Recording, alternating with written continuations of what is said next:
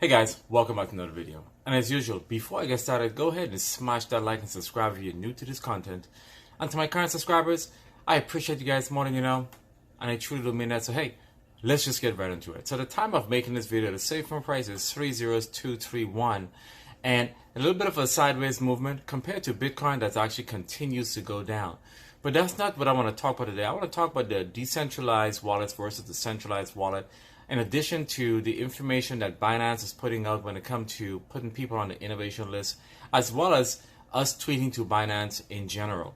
So the decentralized wallet versus the centralized wallet, for those of you that are not familiarized with that decentralized wallet, it's where we can interact with tokens that are just being released and we can swap for those tokens. So I know for those of you that are new to our crypto, you may not have the ability or have the knowledge to know how to get into those new tokens that are just released 24, 48 hours, and you can access those tokens using a decentralized wallet.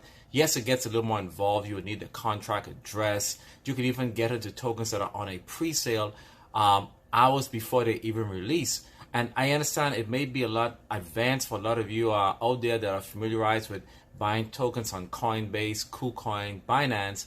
But for those of us that are considered advanced crypto investors or enthusiasts, we can get to those tokens a lot more earlier, and we can make significant gains by the time we get to this decentralized wallet.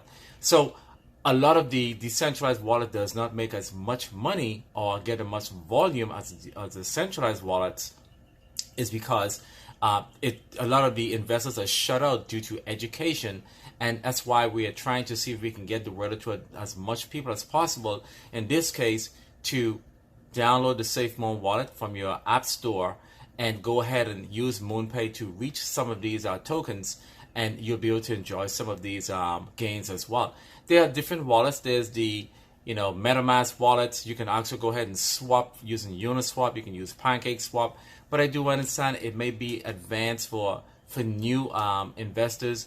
It may be a little more complex, and this is the reason why a lot of tokens and a lot of people tend to shy away from getting to those tokens before they reach the decentralized or reach the centralized platforms. Now, this is one of the reasons why a lot of people cannot access Safemoon exclusively or broadly in the terms of being able to invest. And a lot of the people that are actually involved in Safemoon are those that do have the educational level to be able to access it. Will Safemoon be listed on Binance? I actually do believe so, but that will come with volume.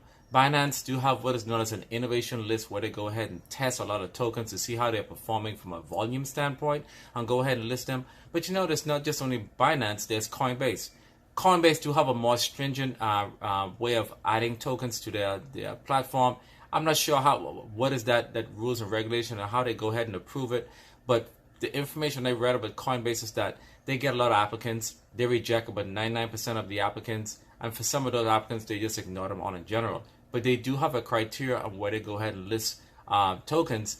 And even if the token is actually having a major run-up, they still have, I guess, you have to reach a certain criteria. I'm not sure what that criteria is, but they have shied away from listing a lot of tokens. Maybe because of the lawsuit, commodities versus securities. They're looking at all the different criteria and the things that those different tokens have to meet in order to be listed. But they are still listing tokens to this day. Binance look at volume.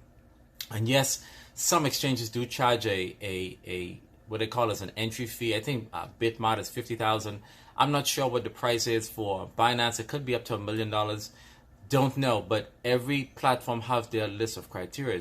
Now, once you're listed on Binance, other centralized exchanges like KuCoin, Crypto.com will go ahead and list you as well. But Binance look at volume. Will Binance list Safemoon? As I said again, yes, but they're going to look at our volume. We don't have the volume yet, and I think they're going to pay a good attention to when we do list or go ahead and launch our centralized exchange. They're going to measure the volume from there, and they can make that determination.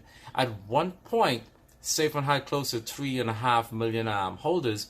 We're down to 700,000, which is still a far cry, which is considered a lot, but a real reduction in the amount of investors that were here in the past. Can we gain them back? Absolutely. Those investors will come back with the exchange because it will be a much more easier. Now, it will be international.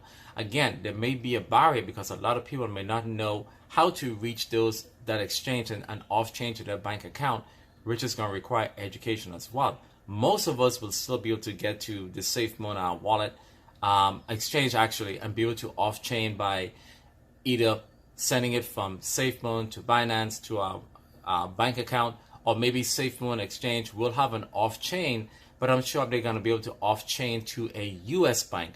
So I don't think that that capability may be there. So it's still going to be a little bit of a barrier, but I do believe that there will be a lot more people, investors, going on the Safemoon exchange compared to the amount of people that are trying to get to Safemoon from the decentralized platform. So education is key here, but for those of you that are tweeting to Binance, you know, it's a good thing. But if you guys do remember, CZ actually don't like to be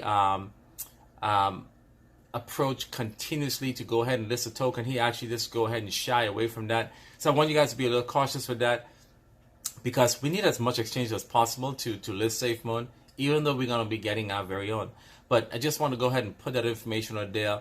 Going ahead and reaching out and keep sending information to Binance may be a good thing, but it might hurt us in the long run, because you know they may not want to be harassed to go ahead and list a token, because it's not the method in which they're going to go ahead and list token. They look at it from a financial standpoint, from a volume standpoint.